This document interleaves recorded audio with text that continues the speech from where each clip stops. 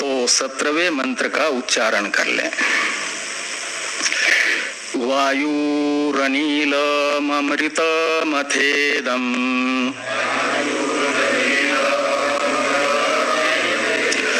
भस्मान्तगुं शरीरम् ॐ क्रतो स्मर कृतगुं स्मर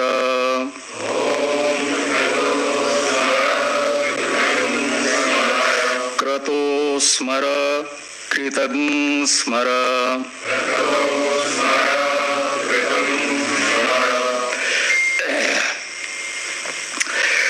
तो अथ पहले पदच्छेद कर लीजिए। वायुहु अनिलम अमृतम अथ इदम भस्मांतम शरीरम। कितने पद हैं? 7 पूर्वार्ध में। उत्तरार्ध में ओम क्रतो स्मर कृतम स्मर क्रतो स्मर कृतम स्मर। 9 तो 16 पद हैं कुल, पूर्वार्ध उत्तरार्ध की मिल करके।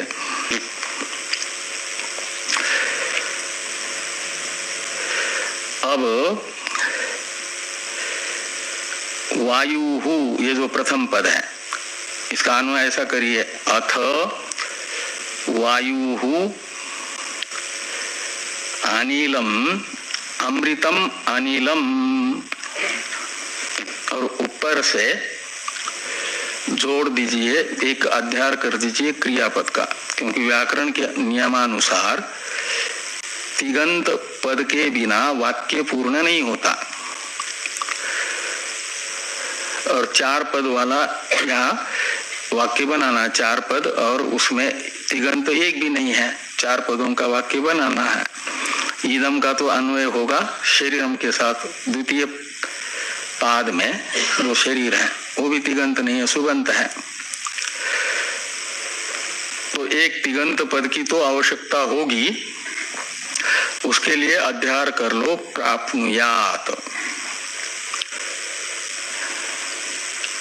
इस क्रियापद का प्राप्नुयात तिगंत है ना। तो अब 5 पद हो जाएंगे। अध्यारित प्राप्नुयात, इस पद के साथ इस प्रथम पादस्थ शुरू वाले 4 पदों का एक अन्वय करके वाक्य बना लो। वो अन्वय कैसे होगा? तो अथ वायुहु अमृतम अनिलम प्राप्नुयात। ये वाक्य ध्यान में आया? इसमें कितने पद हैं? 5।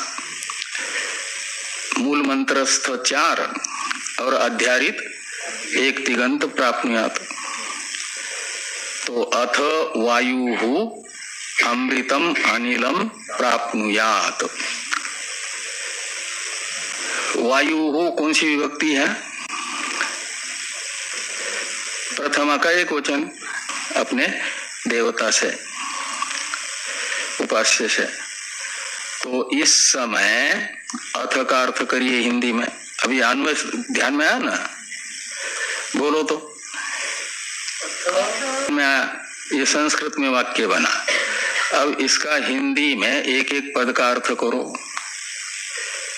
तो वायुहु से लीजिए आध्यात्मिक वायु। आध्यात्मिक वायु कौन है? ये प्राण। और प्राण से उपलक्षित सूक्ष्म शरीर में प्रधान प्राण और बुद्धि तो होते हैं ना। तो प्राण ये है एक प्रकार से वायु शब्द का अर्थ। उपासक की अपनी उपाधिभूत जो प्राण है, वेष्टि प्राण, सूक्ष्म शरीर अंतःपाती जो पंच प्राण, और प्राण शब्द से ये प्रधान है ना प्राण, तो कहीं किसी राष्ट्र में दूसरे राष्ट्र का प्रमुख जाता है तो जाने से पहले उनको जिस राष्ट्र में जा रहे हैं वहां के राष्ट्राध्यक्ष निमंत्रण देता है ना कि हमारे यहाँ आओ। मोदी जी अमेरिका गए हैं तो ट्रंप ने उनको बुलाया है ना, निमंत्रण दिया, तो अकेले मोदी चले गए तो उनकी टीम गई है, उसमें कई सौ लोग हैं, तो उनमें से प्रत्येक को बुलाया है क्या, या मोदी को निमंत्रण, और बाकी सब बिना निमंत्रण के ही गए। उसमें 17 सदस्य हैं, है कि नहीं, और प्रमुख कौन है, प्राण, उसे निमंत्रण मान लो है, वो प्रधान है, और उसको प्राधान्य देने के कारण प्राण शब्द से पूरा का पूरा सूक्ष्म शरीर यानी पूरी टीम ले लेना, वायु शब्द से ही वेष्टि सूक्ष्म शरीर, तो पूरी टीम जाती है तो सबके लिए टीम के जितने सदस्य हैं एक एक अलग अलग उनके योग्यता के अनुसार कमरों का आवंटन होता है कि नहीं होता रहने के लिए। ऐसे ही ये उपासक भी कह रहा है समुच्चय अनुष्ठाता कि ये जो हमारे सूक्ष्म शरीर अंतःपाती 17 तत्व हैं, ये अभी वेष्टि सूक्ष्म स्थूल शरीर में रह करके वेष्टि के रूप में प्रतीत हो रहा है। जब ये सूक्ष्म शरीर अंतःपाती तत्व अपने वेष्टि भाव को, स्थूल शरीर को छोड़ देंगे तो इन्हें आध्यात्मिक परिचिन्नता यानी वेष्टि रूपता, एक एक को वेष्टि रूपता से मुक्ति दिलाइए। और क्या होना चाहिए फिर, तो जो इनमें प्रधान है प्राण, वो तो अधिदैव उपाधि में, अधिदैव है हिरण्यगर्भ, और उनकी उपाधि भी समष्टि सूक्ष्म शरीर है, और उस समष्टि सूक्ष्म शरीर में भी प्रधान सूत्रात्मा है, प्राण है, समष्टि प्राण जिसे सूत्रात्मा कहा जाता है। तो ये जो इस स्थूल शरीर को छोड़ करके इस समय मेरा सूक्ष्म शरीर निकलेगा तो वो कहीं अपने वेष्टि भाव में ही बंधा न रहे, अपितु इसे आप इनमें से प्राण को तो उसका जो अधिदैव स्वरूप है सूत्रात्मा, उसकी प्राप्ति हो। इस अभिप्राय से अनिलम शब्द का भी अर्थ होता है वायु, अनिल का मतलब वायु। तो पहले वायु शब्द का तो अर्थ करना प्रथमांत वेष्टि प्राण, और अनिलम ये भी वायु का ही वाचक है द्वितीयांत, उसका अर्थ करना अधिदैव उपाधि अंतःपाती जो समष्टि प्राण सूत्रात्मा, ये अनिलम शब्द का अर्थ निकलेगा।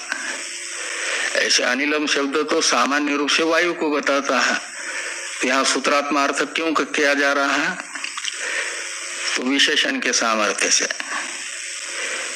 अनिलम का विशेषण क्या है, अमृतम।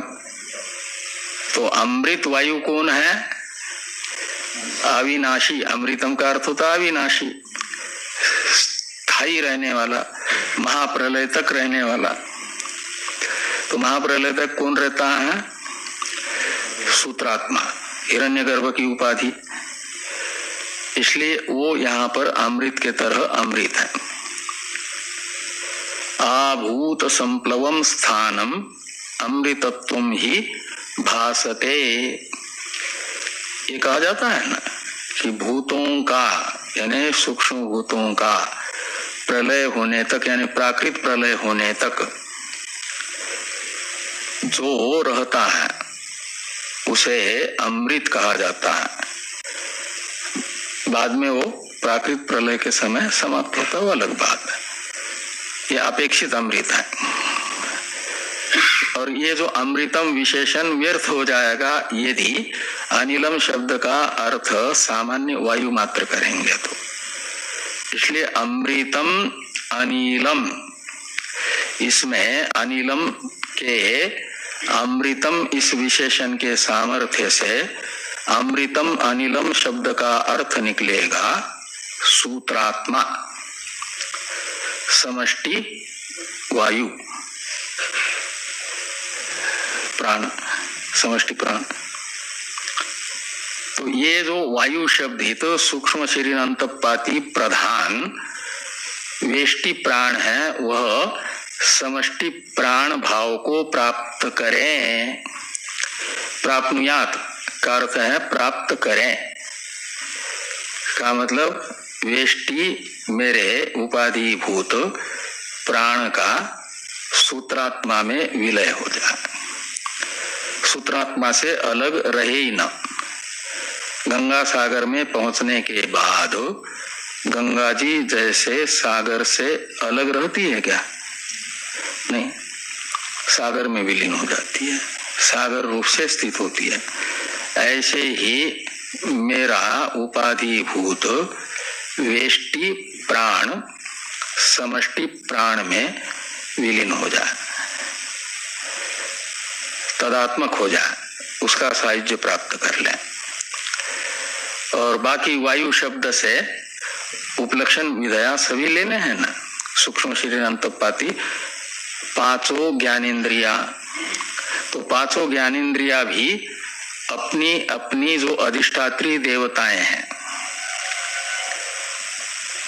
अधिष्ठात्री देवता का मतलब हिरण्यगर्भ की उपाधि अधिदैव में। नेत्र इंद्रिय, नेत्र इंद्रिय का अधिष्ठाता जो आदित्य है उसमें विलीन हो जाए, उसका सायुज्य प्राप्त कर ले। और ये जो श्रोत्र इंद्रिय है, वह श्रोत्र इंद्रिय का अधिष्ठात्री जो देव है कौन है? दिशा। तो दिग्भाव को प्राप्त कर लें, का मतलब वेष्टि को समष्टि का सायुज्य प्राप्त हो। वेष्टि उपाधि समष्टि उपाधि से अलग बचे न। ये यहाँ पर प्रथम पाद में प्रार्थना की जा रही है कि अथ वायु अमृतम अनिलम प्राप्नुयात।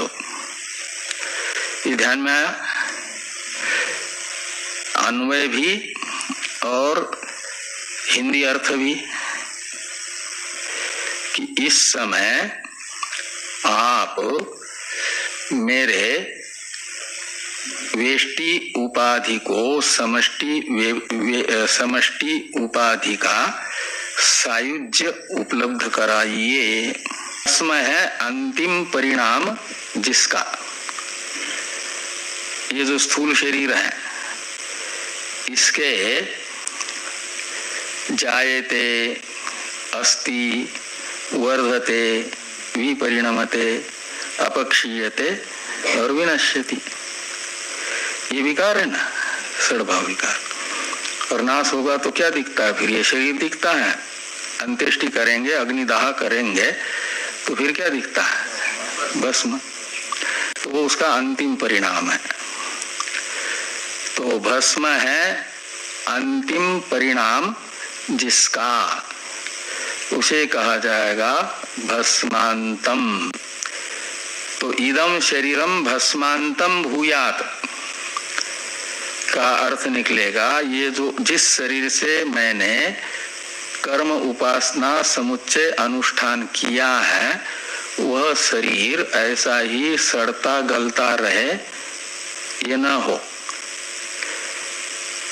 इसका अच्छी तरह से अग्नि संस्कार हो जाए, दाह संस्कार हो जाए। सन्यासी को छोड़ करके बाकी तीनों आश्रमियों का दाह संस्कार होता है ना। सन्यासी की या तो जल समाधि या तो भू समाधि, बाकी सन्यासी का अग्नि संस्कार पहले ही हुआ रहता है।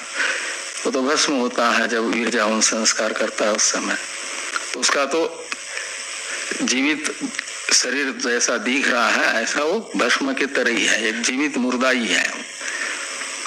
इसलिए वीरजावन के अंतिम में भावना ही करनी होती इस प्रकार की, ये तो भस्म है। एक मृत शरीर के तरह अपने शरीर को सन्यासी मानता है, इसलिए उसके मान अपमान आदि, मृत शरीर पे कोई मालाएं चढ़ा दे तो बड़ा खुश होता है क्या वो, मेरा सम्मान हो रहा है। और कोई जैसे किसने किया था शिशुपाल को, क्या वो कौन था, अभिमन्यु को चक्रव्यूह में मारने के बाद एक पैर से ये किया था ना, जयद्रथ, उनके शव को ही वैसे ये कर दिया था, लात मारी थी। तो शव को लात मारने से ये समझता है कि मुझे लात मारी तो मेरा अपमान हुआ।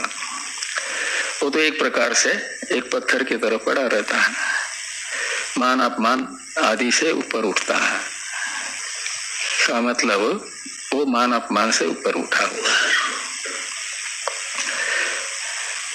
तो ये कहता है, और यहाँ तो ये अज्ञानी है, इसलिए इनमें तो शरीरात्म भाव रहेगा ना।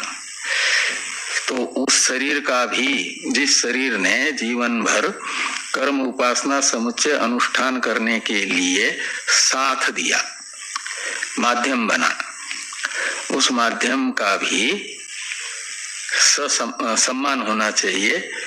वो जब तक ठीक ठीक जले ना, नहीं तो काशी में पहले, अब तो पता नहीं क्या होता है, मणिकर्णिका घाट पर बहुत गर्मी के दिनों में लू आदि चलती थी, तो लोग आकर क्या नाम मुर्दे आते थे, तो आधा पक्का जल गया, फेंक दिया गंगा जी में, और फिर उसी पे कुछ तो उसी शव की आधी जली लकड़ियां और कुछ दूसरी लगा करके दूसरे को रख लिया उसी स्थान पर, क्योंकि एक स्थान तो सीमित है ना। 3-3 4-4 दिन कभी कभी लगते थे, 100 ऐसी लाइन लगती थी मुर्दों की तो जलाने के लिए। तो ऐसा हो जाता है ना। तो ऐसा ना हो, आपको ध्यान रखना है कि मेरा शरीर बराबर भस्म ही हो जाए, पूरी राख इसकी बन जाए। तो भस्मांतम इदम शरीरम भस्मांतम भूयात, तो भस्म बन जाए, भूयात का अर्थ है बन जाए। और ओम, इस ओम को प्रतीक माना गया है, पर ब्रह्म का भी अपर ब्रह्म का भी। तो यहाँ तो अपर ब्रह्म हिरण्यगर्भ उपास्य है ना, और उसका भी प्रतीक ओंकार होने से। तो जैसे शालिग्राम भगवान विष्णु का प्रतीक होने से, शालिग्राम को आप चर्म चक्षु से देख करके क्या मानते हो? एक गंडकी का पत्थर मात्र मानते हो, या अंदर की जो भावना नेत्र है, उस भावना नेत्र से उस पत्थर को ही, जिसमें शंख चक्र आदि का चिन्ह है, ये साक्षात भगवान विष्णु है, ये मानते हैं। प्रतीक से अभिन्नतया ग्रहण करते हैं, जिसका प्रतीक है उस देवता से प्रतीक को अभिन्न मानते हैं। तो ओम भी अपर ब्रह्म का प्रतीक होने से, उपास्य देवता का प्रतीक होने से ओम ऐसा संबोधन करके एक प्रकार से बताया जा रहा है कि आप ओंकार से, ओंकार प्रतीक वाले होने से ओंकार से अनन्य है। और वो जो ध्वनि है ओम, ये प्रतीक है परब्रह्म का भी अपर ब्रह्म का भी। जब समाहित चित्त हो करके ओम का ध्वनि करते हैं तो चित्त की योग्यता के अनुसार किसी के चित्त में अपर ब्रह्म आता है हिरण्यगर्भ, और किसी की और भी योग्यता है तो वो पर ब्रह्म का प्रतीक समझ करके ओम इस ध्वनि का उच्चारण करता है तो उसका चित्त पर ब्रह्माकार बन जाता है ओंकार उच्चारण से। और ये माना जाता है कि जिस शब्द का उच्चारण करने से आपके बुद्धि में जिस अर्थाकार वृत्ति बनती है वह अर्थ उसका माना जाता है, वही प्रतीक होता है। यानी ओंकार ध्वनि हो जाएगा प्रतीक, और जिसका प्रतीक है वो अर्थ हो जाएगा। ठीक, तो ओम ऐसा संबोधन किया। और फिर क्रतो, क्रतु शब्द का अर्थ संकल्प भी होता है, क्रतु शब्द का अर्थ यज्ञ भी होता है, क्रतु शब्द का अर्थ कर्म भी होता है, यानी यज्ञ तो कर्म ही है ना। तो यहाँ संकल्प अर्थ लेना और संकल्प से लेना, संकल्प होता है तो उसको किसी न किसी विषय के को लेकर के होता है, निरालंब संकल्प नहीं होता है ना। बिना विषय के संकल्प होगा आपके मन में तो कोई ना कोई उस संकल्प का विषय रहेगा ना। बिना अर्थ के विषय के ये आप नहीं कह सकते कि मेरा संकल्प है, लेकिन उसका कोई विषय ही नहीं है। तो उसके लिए अब इस पर हम लोग चर्चा करेंगे कल। ओम पूर्णमदः पूर्णमिदं पूर्णात् पूर्णमुदच्यते पूर्णस्य पूर्णमादाय पूर्णमेवावशिष्यते। ओम शांति शांति शांति। मेरे प्यारे दोस्तों, आपका बहुत बहुत धन्यवाद श्रवण करने का। यहीं पर विश्राम देते हैं, सभी के मंगल की कामना करते हुए। फिर पुनः भेंट होगी आपसे, पुनः सभी का मंगल करते हुए यहीं विश्राम देते हैं।